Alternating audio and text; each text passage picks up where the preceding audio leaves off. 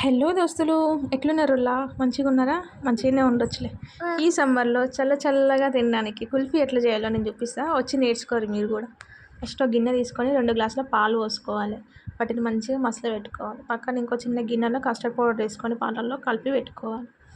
ఒక 2 పొంగులు వచ్చినాక అదే పాలలో 1 కప్పు పాల పొడి వేసుకొని మంచిగా కలుపుకోవాలి, లమ్స్ లేకుండా. దాంట్లోనే 1/2 కప్పు షుగర్ వేసుకొని ఆ కస్టర్డ్ మిల్క్ కూడా దాంట్లో వేసుకొని మంచిగా చిక్కబడే వరకు ఉడకబెట్టాలన్నమాట.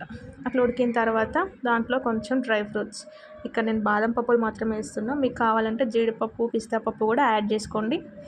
కొంచెం కన్సిస్టెన్సీ చిక్కబడిన తర్వాత స్టవ్ ఆఫ్ చేసుకొని చల్లారబెట్టుకోవాలన్నమాట. ఇది కంప్లీట్గా చల్లగైన తర్వాత కుల్ఫీ మౌల్స్లో వేసుకొని నీట్గా డీప్ ఫ్రిడ్జ్లో ఓవర్ నైట్ ఫ్రీజ్ చేసుకుంటే నెక్స్ట్ డే మార్నింగ్కి మన చల్లని తీయని కుల్ఫీ రెడీ. టేస్ట్ విషయానికి వస్తే మాత్రం చిన్నప్పుడు స్కూల్ దగ్గర కుల్ఫీ ఐస్ క్రీమ్ అమ్మేవాళ్ళు కదా, అట్లనే ఉంది సేమ్. మస్తు నచ్చింది నాకైతే. ఒక్కసారిగా స్కూల్ డేస్కి వెళ్ళిపోయినా. ఐస్ క్రీమ్ కొనుక్కోనికి పైసలు తీసుకోనికి మా అమ్మ దగ్గర పెద్ద యుద్ధమే చేసేదాన్ని. అలాంటి మెమరీస్ మీకుంటే కామెంట్ చేయండి.